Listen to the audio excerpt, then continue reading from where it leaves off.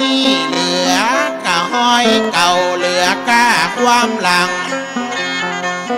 จึงบอกขึ้นบ่ฝันว่าชาใจพี่อายอย่าได้สอบรรยายด้วยกันครั้งนี้พ่ออินทองแต่นักนักนำนี่เพิ่งจะตามหาโดนพ่อเจ้ายังมีพ่อคำหายว่าหนูปิ้งนั่นเราปิดาพ่อเจ้าเคยสั่งสอนนาย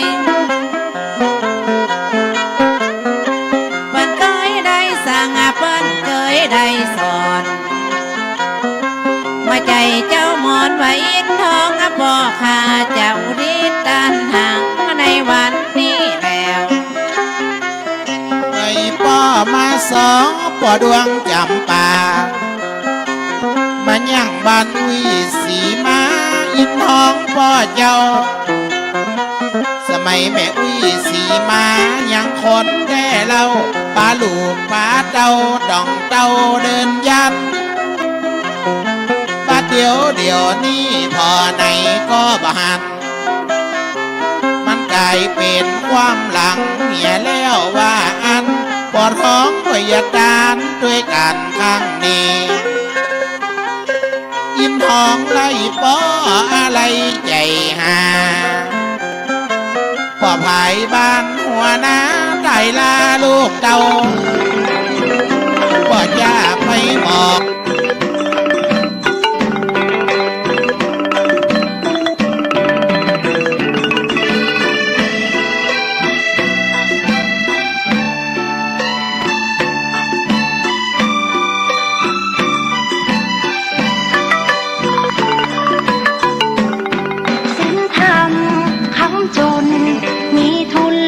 ชีวิตได้ไม่ฟุ้งเฟ้อเกินไปไม่หลงไหลไม่สูงสิงน้ำทิพย์ก็ทำดับไฟหัวใจสงบนิ่งทำอะไรทำให้จริงทำอะไรทำให้จริงพระธรรมไม่ทิ้งผู้ประพฤติธรรมสิ่งธรรมคำจุนหมุนทวนกระแสหัวใจแหวกว่ายสายทานไหลฟื้นเอาไว้น้ำแห่งกรรมตื่นเถิดชาวพุทธช่วยกันหยุดลัทธิอธรรมทำดีต้องรีบทำทำดีต้องรีบทำชีวิตเพียงพรำจะทำไม่ทันศีลธรรมคำจุลโลกหายเศร้าโศกหายโรคภัยหายเคราะห์เสนียดจันไรอยู่อย่างไรวาดวันพัฒนาจิตคิดปัจจุบันให้รู้เท่าทันเรื่องร้ายเรื่องดีความชั่วใดๆอย่าให้มาเป็นใหญ่อย่าให้มาคมขีรวมแรงรวมใจกล้าหาญฝึกตนทุกด้านสร้างบารมีคัดค้านสิ่งไม่ดีชดใช้หนี้เวรกรรมบุญคุณทดแทนความแค้นต้องให้อภัยผิดพลาดต้องแก้ไขไม่ถือว่าใครเป็นศัตรูบูรพาคณาจารย์ท่านอาจหารไม่มีใครสู้ดินกลบหน้าให้ทุกคนดูดินกลบหน้าให้ทุกคนดูสูงสุดคืนสู่สามัญ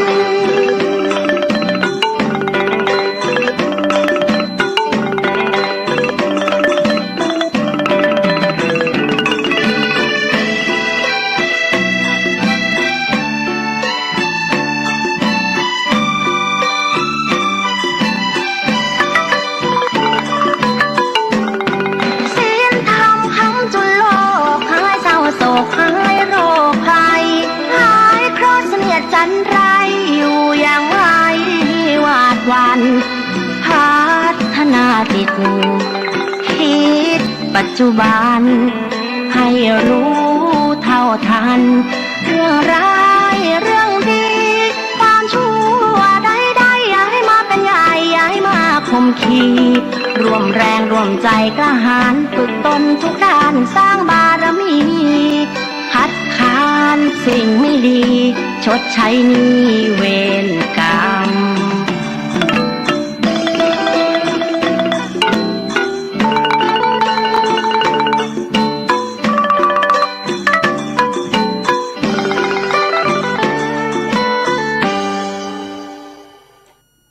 อถวายความเคารพพระมหาเถรานุเถระครูบาอาจารย์เจ้าทั้งหลายจุตนจุองค์เจริญสุข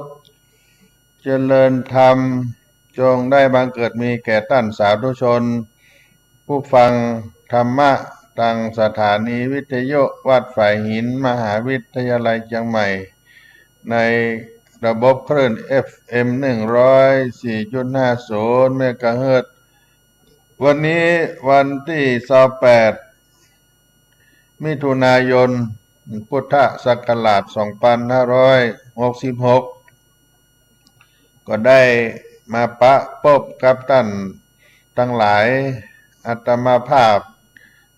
ท่านพระครูปัญญาสังฆการหรือท่านพระครูพรหมินทร์สำนักวัดสลีโสดาพระอารามหลวงอนุสาวรีย์ครูบาเจ้าศรีวิจัยตีนดอยสุเทพเจ้าอุชุบรรพตได้มาปะกันเมื่อค่ำยามเย็นวันนี้ฝนตกลงมา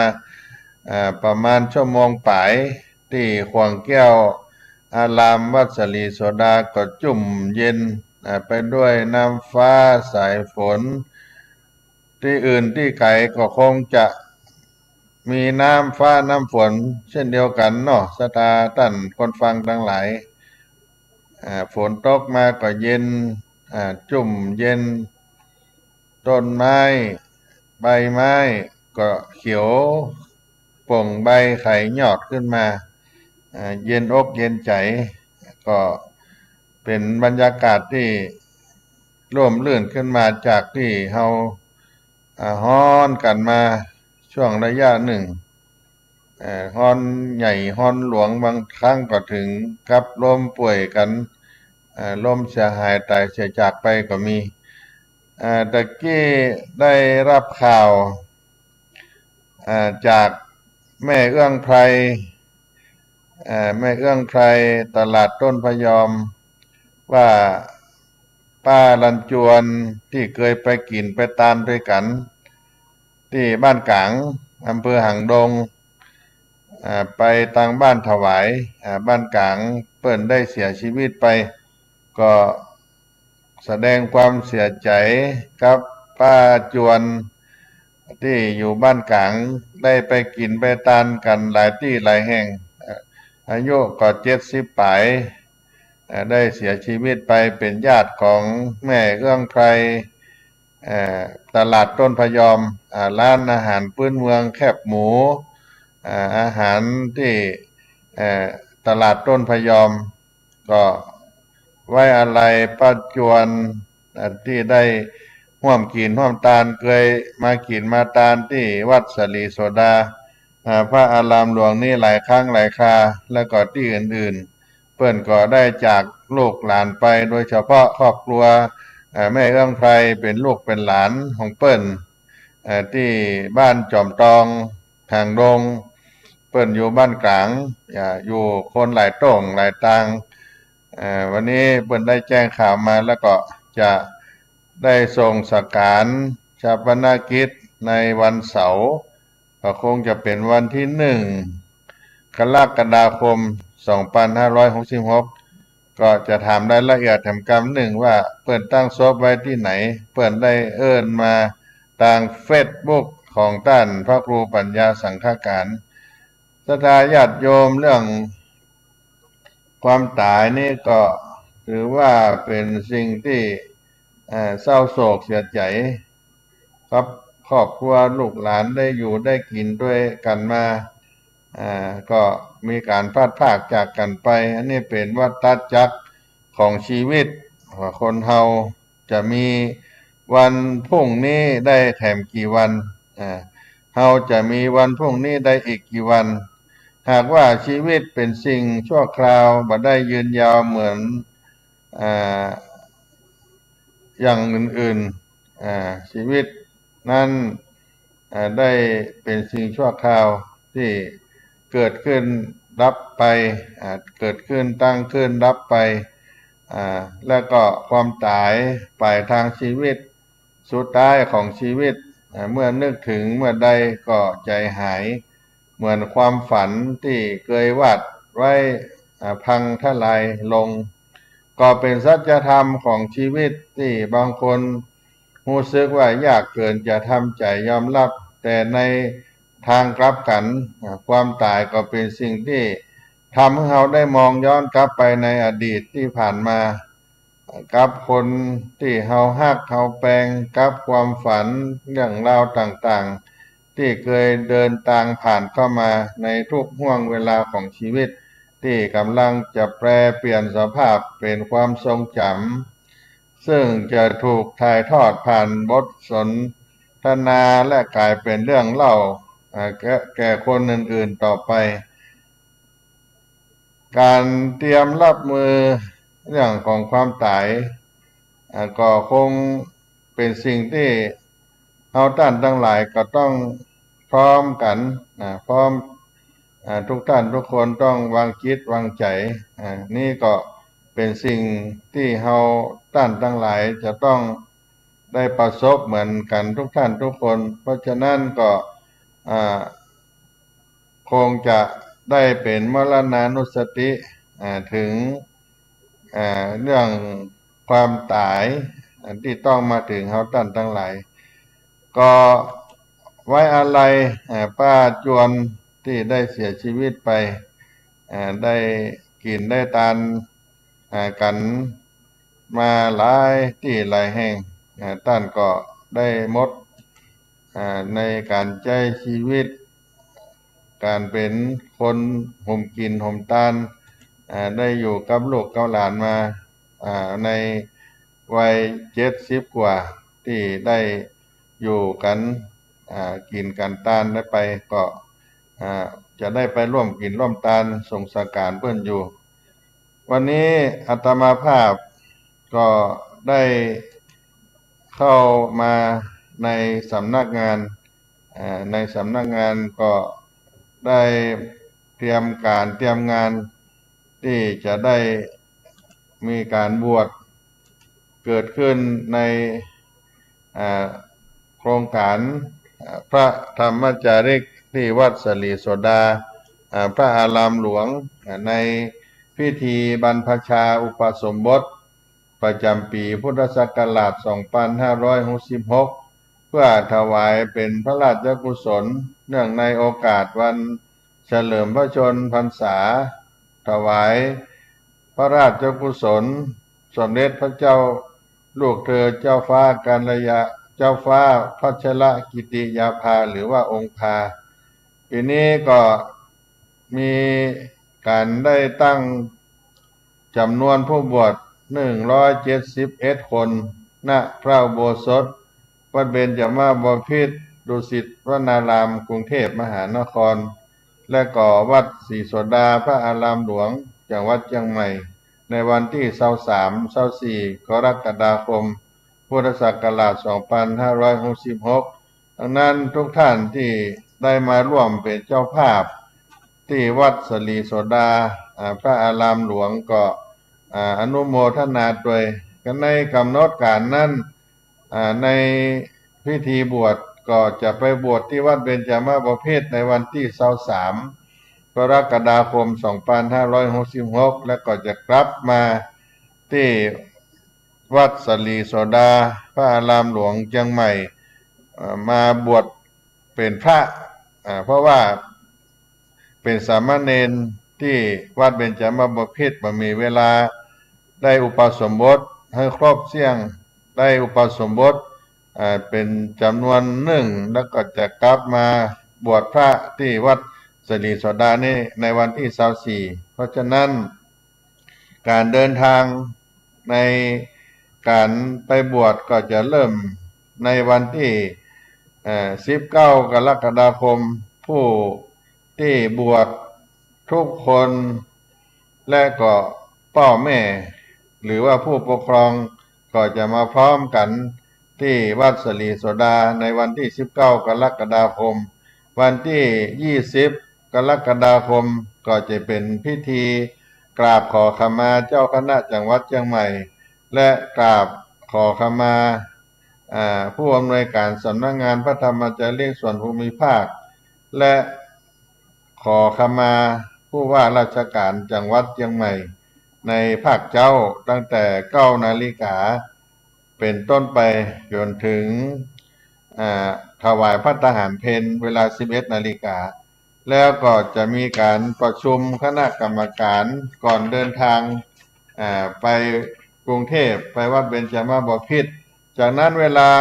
17 นาฬิกาก็จะเริ่มเดินทางออกจากวัดสลีโสดาไปวัดเบญจมาบพิตรกรุงเทพมหานครวันศุกร์ที่ 21 กรกฎาคมก็จะมีพิธีกราบ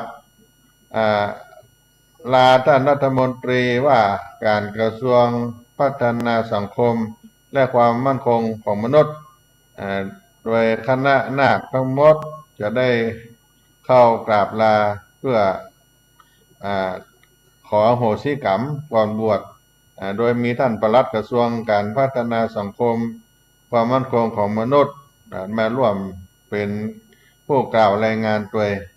ในเวลา 15 นาฬิกาของวันที่ 21 กรกฎาคมวันที่ 22หลังจากได้โกนผมเป็นนาคแล้วในวันที่ 21 วันที่ 22ตั้งแต่ 8 นาฬิกาเป็นต้นไปนาคราษฎรพื้นที่สูงทั้งหมด171 คนก็จะเข้ารับผ้าไตรอัฐบริขารต่างๆในพระอุโบสถวิหารคตวัดเบญจมาบพิตรจนถึงเวลา 17 นาฬิกาก็พักแล้วก็ 18 นาฬิกาเป็นพิธีกราบขอขมาประธานคณะพระธรรมจารีกก็คือพระเดชพระคุณพระธรรมวชิราธิบดีพระธรรมวชิราธิบดีเป็นผู้ให้โอวาทในการก่อนบวชแก่นาคทั้งหลายในวันที่ 23 กรกฎาคมภาคเจ้า 8 โมงถึง 11 โมงก็จะมีพิธีรับผ้าไตรจากศรัทธาญาติโยมที่มาเป็นเจ้าภาพในการมอบผ้าไตรจากนั้นก็ภาคฉันพระทหารเพลเสร็จแล้วก็ได้เข้าขบวนเพื่อจะแห่นาครอบพระอุโบสถวัดเบญจมาบพิตรตั้งแต่เวลา 12 นาฬิกาเป็นต้นไปเวลา 13 นาฬิกาก็จะเข้าสู่พิธีการบรรพชาอุปสมบทนาคชาวเขาทั้งหมดได้พร้อมกันที่หน้าพระบรมฉายาลักษณ์พระบาทสมเด็จพระเจ้าอยู่หัวแล้วก็ขอพระราชทานพระบรมราชานุญาตถวายพระพรผ้าไตรที่อัญเชิญพระราชทานก็นำเข้าพระอุโบสถนาคชาวเขาทั้งหมดก็เข้าไปในพระอุโบสถกล่าวคำบูชาพระรัตนตรัยพระอุปัชฌาย์ก็จะให้โอวาทแก่นาคทั้งหลายมีพิธีถวายผ้าไตรถวายโดยกระทรวงพัฒนาสังคมและความมั่นคงของมนุษย์และก็ได้ประกอบพิธีบรรพชาอุปสมบทเสร็จแล้วเวลา 18 นาฬิกาก็เดินทางกลับวัดศรีโสดาจังหวัดเชียงใหม่วันที่ 24 กรกฎาคม 2566มาถึงวัดศรีโสดาตอนเช้าประมาณ 5 ถึง 6 โมงเจ้ามา 7 โมงก็ถวายพระทหารเจ้าและก็เริ่ม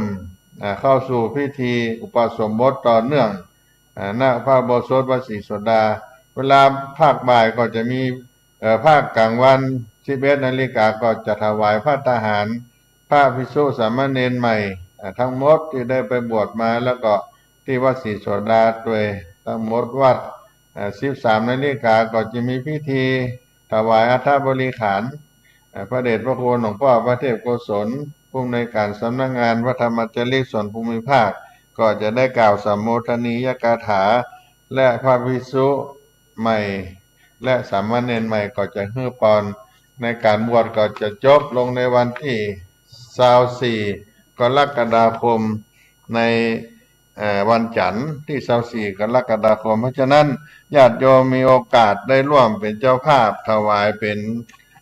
พระราชกุศลแก่พระบาทสมเด็จพระเจ้าอยู่หัวแล้วก็ ได้ถวาย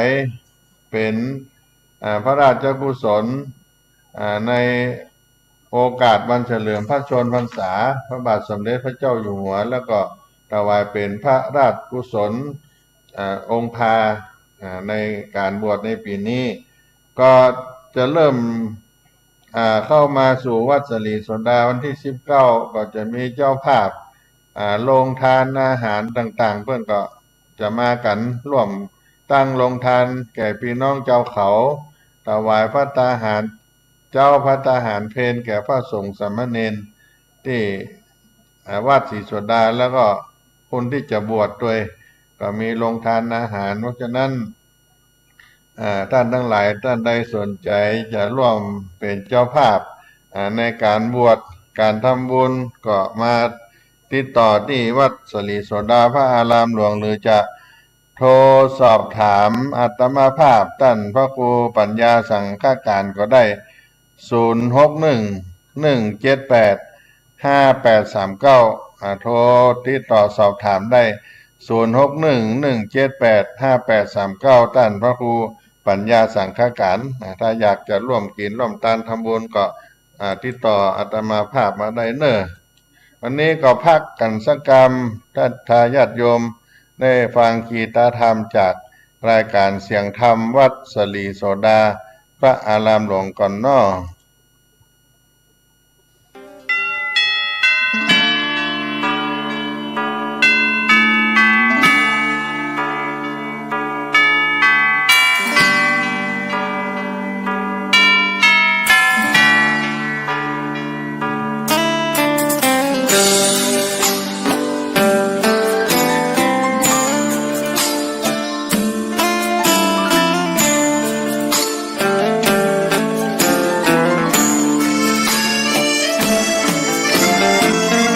เชิญชวนทุกท่านเข้าวัดเข้าวาฟังธรรมะจากหลวงตาเสริมชีวาให้สุขสดใสยึดมั่นหลักธรรมคำสอนไว้ให้ขึ้นใจความดีรีบทำกันไว้หญิงชายอย่าได้นายนี้เชิญชวนทุกท่านเข้าวัดเข้าวาทำบุญด้วยจิตศรัทธา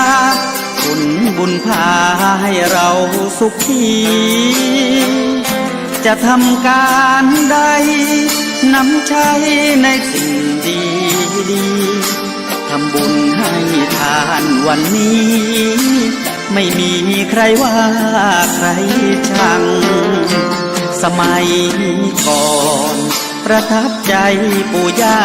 ตายายวันพระไม่เคยเบื่อหน่ายจำได้ไม่ลืมสักครั้งเหตุใดวันนี้มีคนเข้าวัดน้อยจังอยากให้ก่อนอีกครั้งฝากความหวังกับคนรุ่นใหม่เชิญชวนทุกท่านเข้าวัดเข้าวารับศีลรับพรหลวงตาเสริมคุณค่าให้กับจิตใจกระทำความดีเรื่องนี้ไม่ต้องอายใครว่างจากการงานเมื่อใดเชิญชวนท่านไปทำบุญ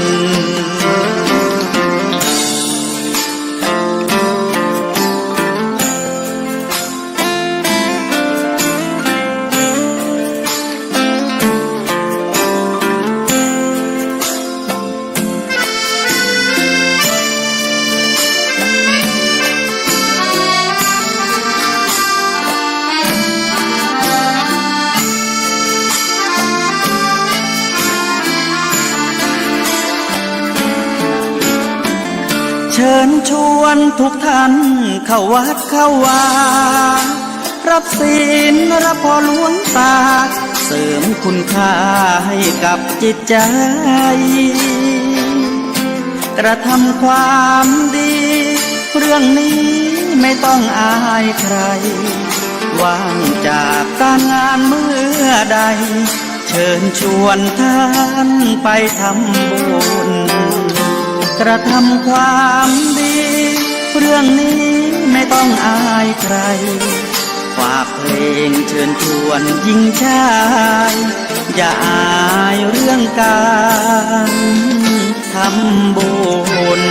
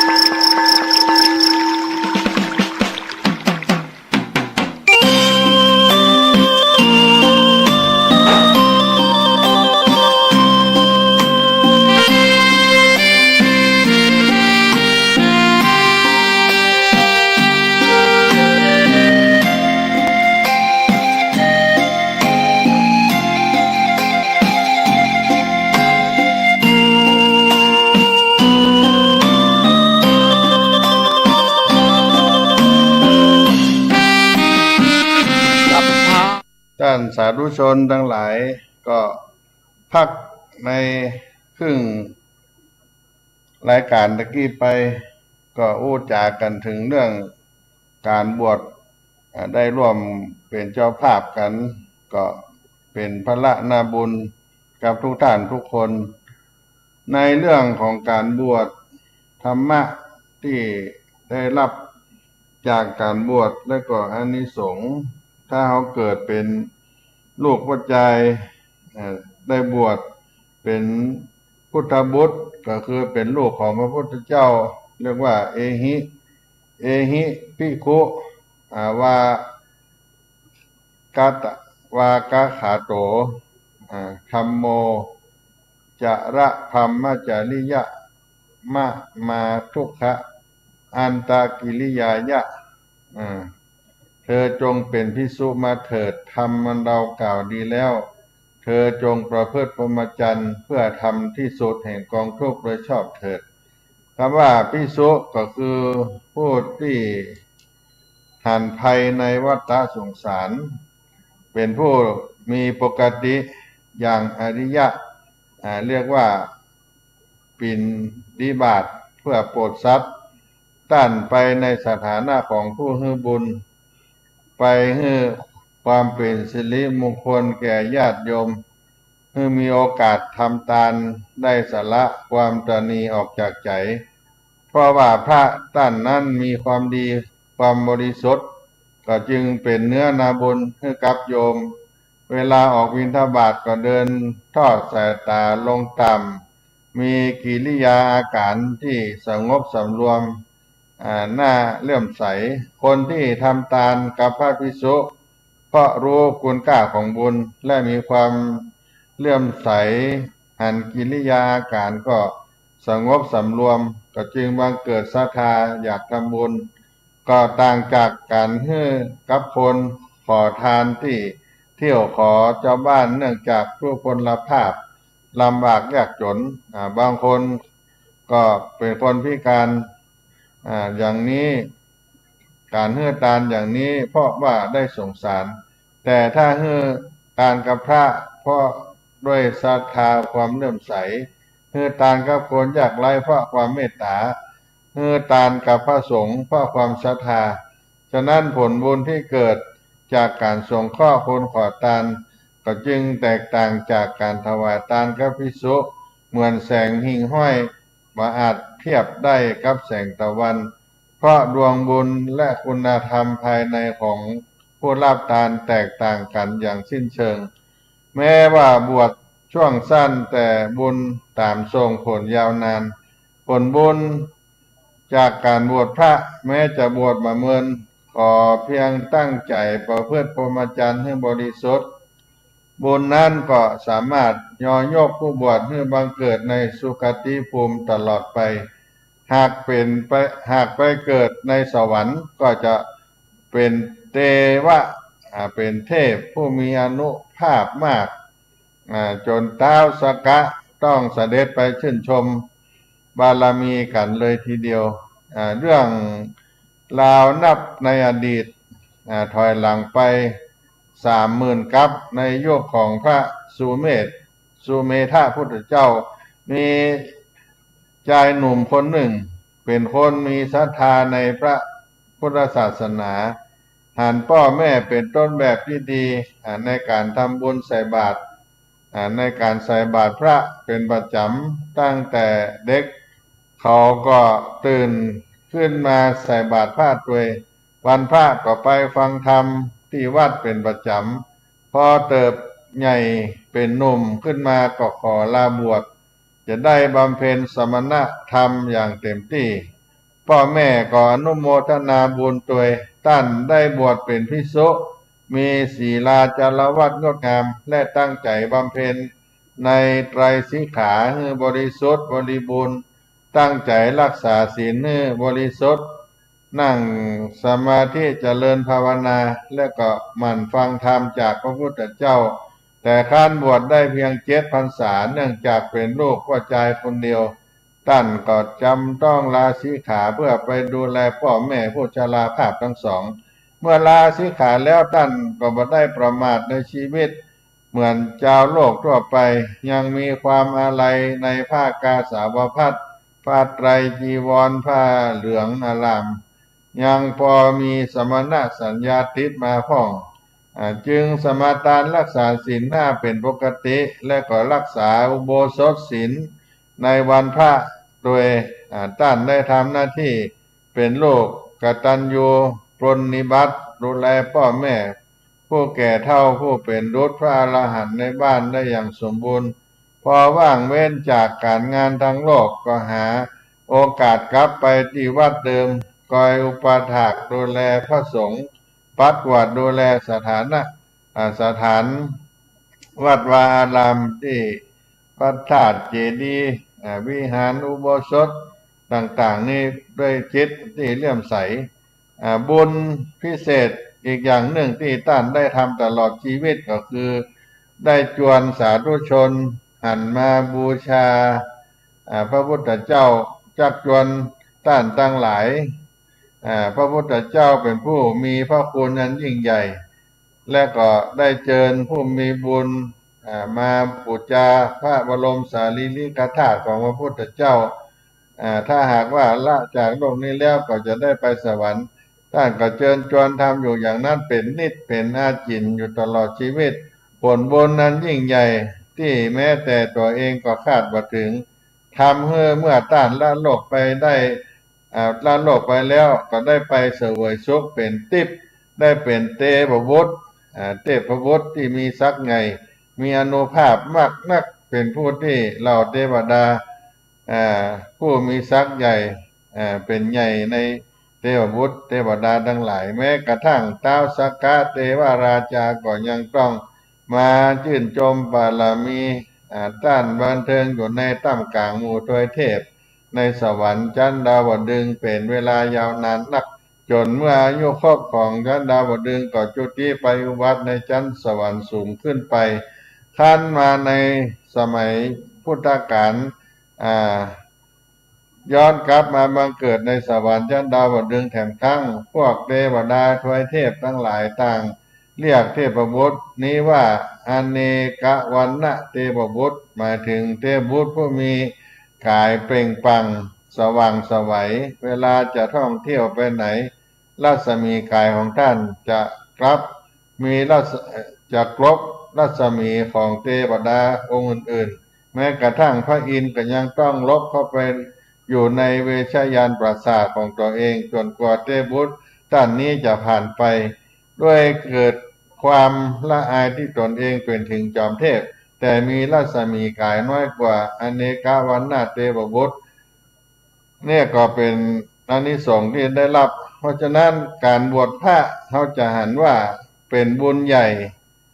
บุญบวชพระนั้นมีอานิสงส์มากพวงหลวงหลายปิดอบายไปสวรรค์มีความสุขในปัจจุบันใน ปีที่เปิ้นได้บันทึกเอาไว้ว่าบุคคลใดมีจิตเลื่อมใสในพระพุทธศาสนาได้อนุญาตให้ลูกได้บวชถ้าบวชเป็นสามเณรอันนี้ให้ลูกบวชนะญาติโยมลูกบวชในพระพุทธศาสนาบวชเป็นสามเณรได้อานิสงส์8กัปบวชเป็นโตเป็นพระสงฆ์ได้อานิสงส์16กัปส่วนบุคคลใดมีใจเลื่อมใสแบบญาณสัมปยุตพุทธขึ้นเองโดยบ่ต้องมีไผจักไผจวนถ้าบวชเป็นสามเณรก็ได้รับอานิสงส์ถึง32กัปถ้าบวชเป็นพระได้รับอานิสงส์64กัปอันนี้เกิดความเลื่อมใสแบบญาณสัมปยุตพุทธขึ้นมาโดยบ่ต้องมีไผจักจวนได้อานิสงส์มากขึ้นแถมน้อยหนึ่งระยะเวลา1กัปนั้นท่านว่าอุปมาเป็นเขาดอยหินแก่นทึบหนา1โยชน์กว้าง1โยชน์สูง1โยชน์เมื่อครบ100 ปีมีคน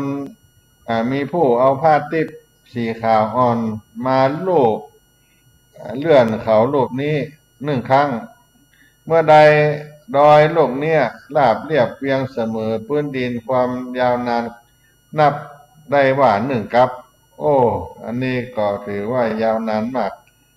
1กัปแต่ละอานิสงส์ที่ได้กล่าวไปอานิสงส์การบวชก็จะได้ยกฐานะผู้นับถือพระรัตนตรัยขึ้นเป็นส่วนหนึ่งของพระรัตนตรัยจากบุคคลธรรมดาเกิดเป็นสามเณรเป็นพระภิกษุสงฆ์แม้ฐานะเดิมจากสามัญชนแต่เมื่อบวชแล้วก็ได้รับความเคารพนับถือเหมือนผู้ที่บวชมาจากชนชั้นสูงสามารถรักษาศีลได้บริสุทธิ์กว่าฆราวาสมีโอกาสได้เจริญจิตภาวนาและก็ก้าวหน้ากว่าฆราวาสได้บรรลุมรรคผลนิพพานมากกว่าฆราวาสเป็นเนื้อนาบุญอันเลิศกับญาติโยมเป็นต้นบุญต้นแบบในอนุชนคนที่จะตามมาและเป็นผู้นำในการสร้างสันติภาพโลกอย่างแท้จริงเมื่อปัจจัยได้รับอานิสงส์การบวชก็มีโอกาสได้เข้ามาบวชในพระพุทธศาสนาครั้งหนึ่ง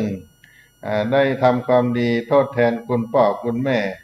ทดแทนคุณแผ่นดินคุณพระรัตนตรัยถวายเป็นพุทธบูชาก็เกิดผลคุ้มค่าในการที่ได้มีบุญเกิดมาเป็นปัจจัยได้บวชพระได้บำเพ็ญได้สร้างกุศลได้เข้าในสู่ในพระพุทธศาสนาได้ท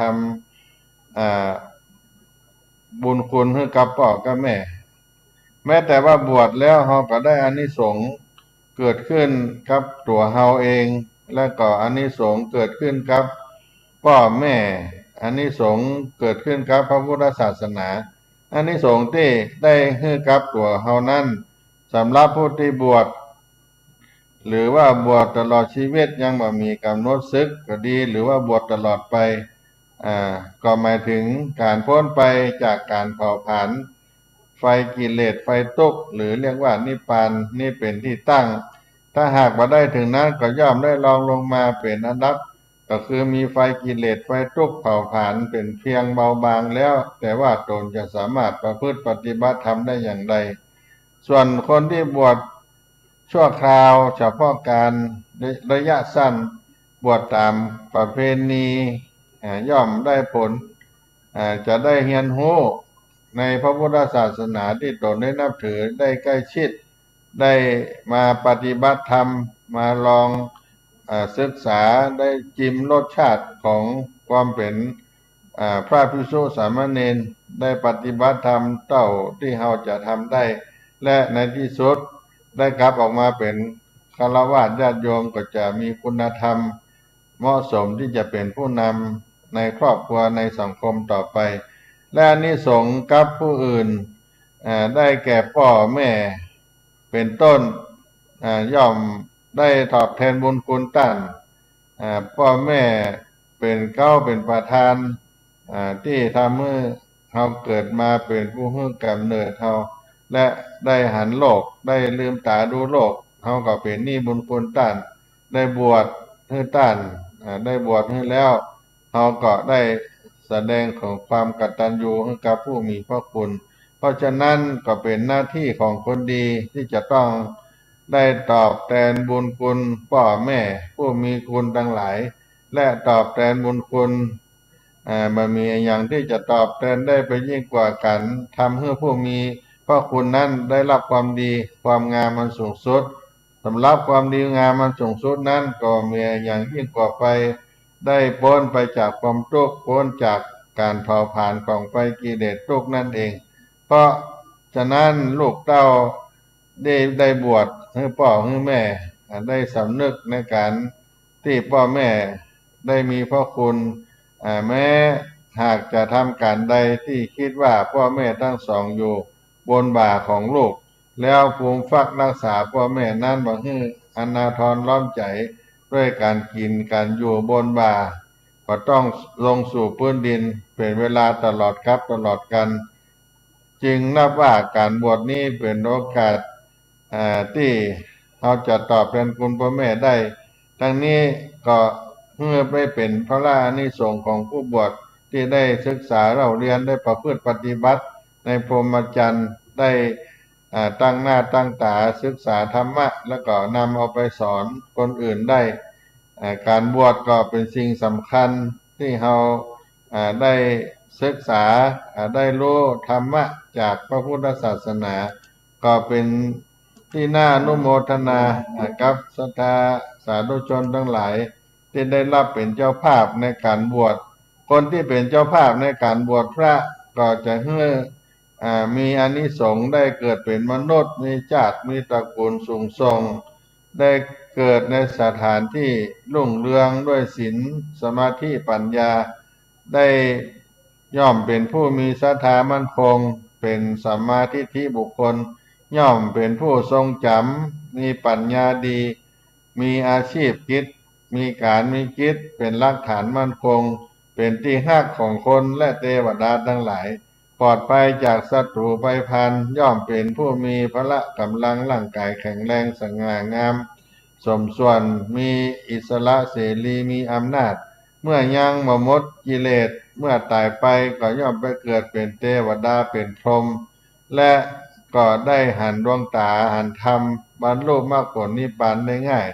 นี่เป็นอานิสงส์ของผู้เป็นเจ้าภาพในการบวชเพราะฉะนั้นญาติโยมอาตมาภาพก็ได้มาบอกกล่าวให้กับพี่น้องศรัทธาได้มีโอกาสมาร่วมกินร่วมทานกันที่วัดสลีโสดาพระอารามหลวงได้สร้างบุญญาบารมีในการบวชที่วัดสลีโสดาแห่งนี้ก็ต้อนรับพี่น้องท่านสาธุชนทั้งหลายตลอดตั้งแต่ 8 โมงไปถึง 4 โมงเย็นก็รับบริจาคถ้าหากว่าท่านจะสอบถามได้ร่วมกินบุญทานกับการบวชในครั้งนี้อาตมาภาพท่านพระครูปัญญาสังฆการก็มีเบอร์โทรศัพท์0611785839 ติดต่อสอบถามในพระครูปัญญาสังฆการก็ได้เน้อก็พักกันสักกำก่อนเนาะ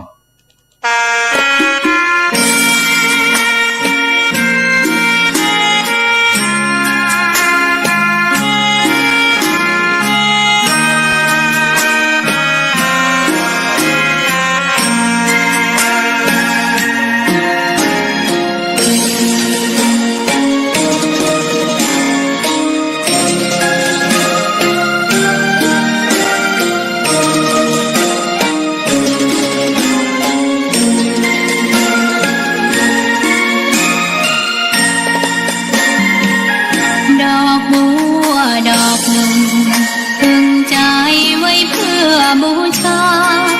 แด่องค์พระศาสดาสัมมาสัมพุทธเจ้ามีความงามเงียบไม่เปรียบเทียบเขาเทียบเราใครมองไม่งามช่างเขาแต่เจ้าก็คือดอกบัวด้วยความสัตย์ซื่อ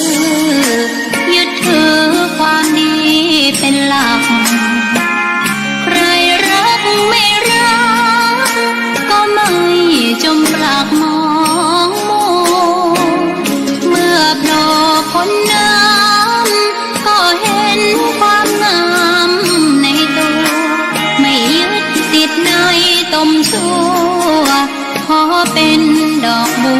วดอกเดียวใครไม่มองว่าบั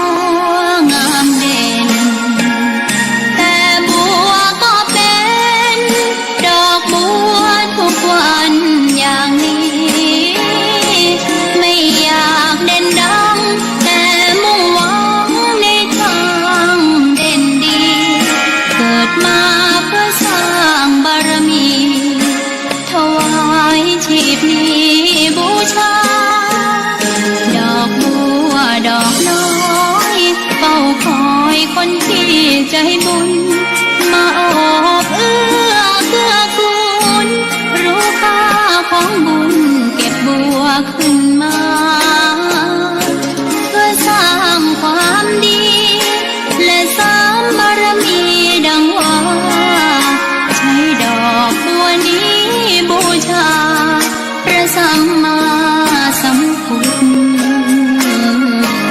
องค์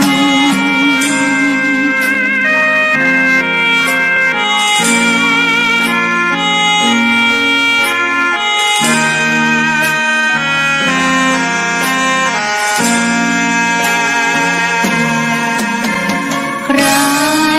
ไม่มองว่าบัวงามเด่นแต่บัวก็เป็นดอกบัวทุกวันอย่างนี้ไม่อยากเด่นดังแต่มุ่งหวังในทางเด่นดีเกิดมาเพื่อสร้างบารมีถวายชีพนี้บูชาดอกบัวดอกน้อยเฝ้าคอยคนที่ใจบุญมาโอบเอื้อเกื้อกูลรู้ค่าของบุญเก็บบัวขึ้นมาเพื่อสร้างความดีและสร้างบารมีดังว่าใช้ดอกบัวนี้บูชาพระสัมมาสัมพุทธองค์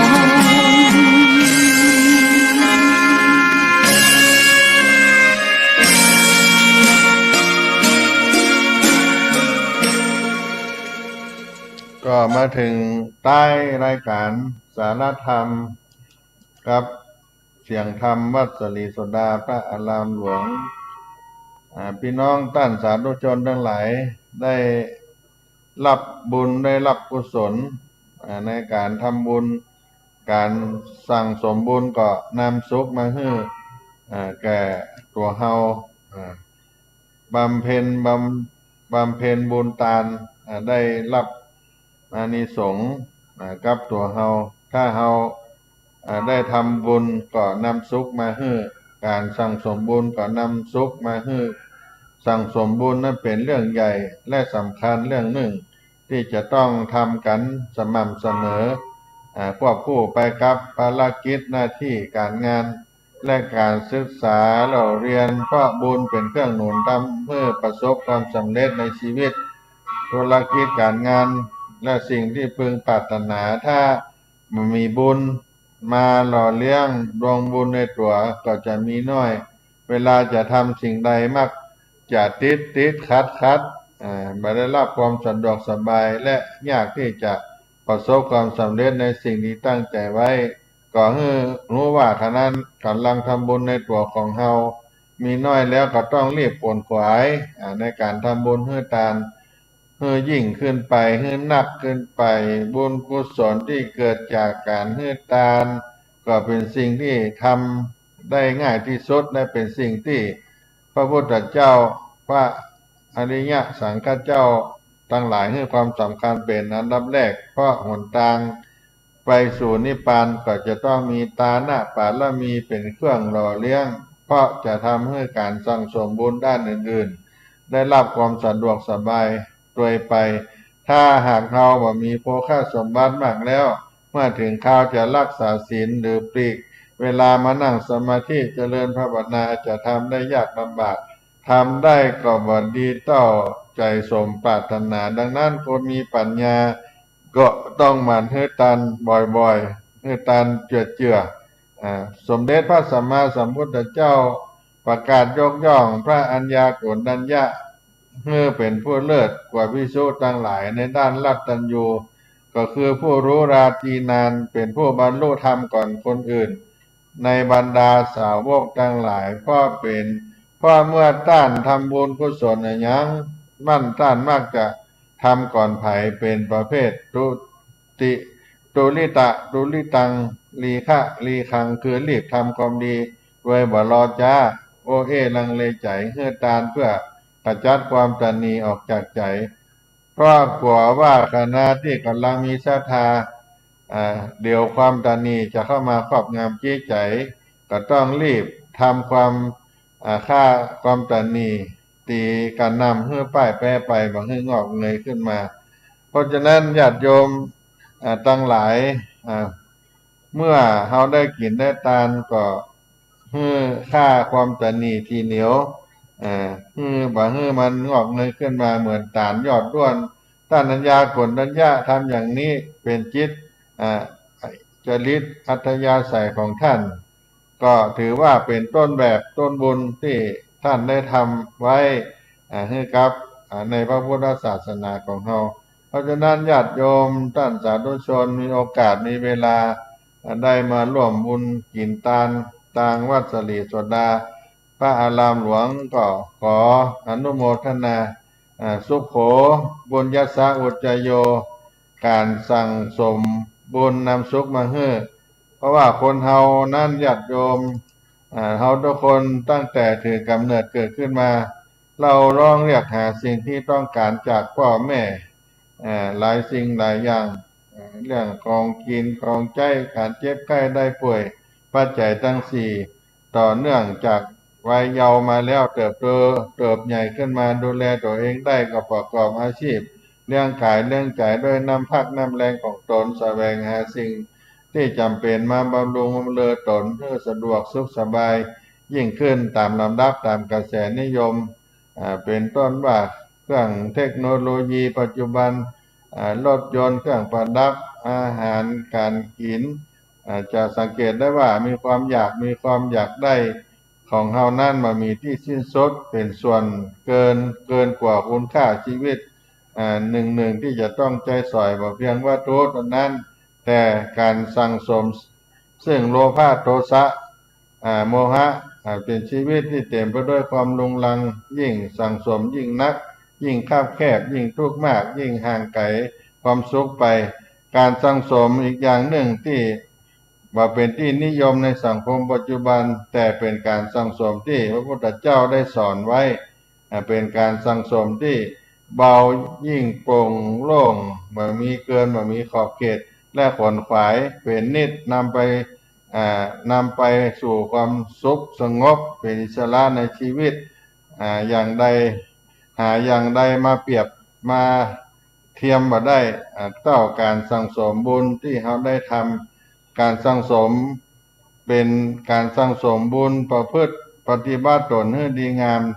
ตามหลักคำสอนของพระพุทธศาสนารู้จักสั่งสมบุญด้วยการแบ่งปันสิ่งของเพื่อทานสิ่งของบางให้หันแก่ตัวลดที่ความตนีทีเหนียวหันคนอื่นมองกล้าหันกับคนอื่นมีความสุขในการอยู่สังคมและรู้จักสั่งสมบุญด้วยการรักษาศีลมีวินัยปฏิบัติตามกฎหมู่มากสร้างบุคลิกภาพที่ดีพร้อมที่จะพัฒนาให้ดีขึ้นและได้สั่งสมบุญด้วยการภาวนาฝึกจิตใจให้สูงขึ้นเกิดความบริสุทธิ์พุทธผ่องจากภายในมองหันทุกสิ่งรอบกายได้อย่างแจ่มชัดและแก้ปัญหาด้วยปัญญาพัฒนาตนให้เจริญนามความไพบูลย์สมบูรณ์สุขเกษมสุขตนและสังคมการที่เรามีความสุขในด้านวัตถุและด้านจิตใจเกิดมีจากการสั่งสมบุญทั้งสามที่กล่าวไว้ก็เป็นบุญที่เราได้ทำมาละเล็กละน้อยเป็นการมองหาความสุขที่อยู่ใกล้ตัวสุขที่จะให้เราได้พัฒนาตนได้เป็นมนุษย์ที่สมบูรณ์วันนี้สาระธรรมจากวัดสลีโสดาพระอารามหลวงอาตมาภาพท่านพระครูปัญญาสังฆการข ก็ขออนุโมทนากับบรรดาพี่น้องศรัทธาท่านคนฟังทั้งหลายได้ร่วมกินร่วมทานจะติดต่อสอบถามอาตมาภาพท่านพระครูปัญญาสังฆการท่านพระครูพรหมินทร์ก็โทรมาติดต่อสอบถามก็ได้061-178-5839 061-178-5839 ก็อนุโมทนาบุญกับทุกท่านที่ได้มาขีนมาทานตลอดวันในวันนี้โดยขอความสุขความเจริญจงมีแก่พี่น้องคนฟังทุกผู้ทุกคนอภิวาทนะสีลิสานิจังพุทธาปจายโนจัตตาโลธรรมาวัฏันติอายุวันโนสุขังภาลัง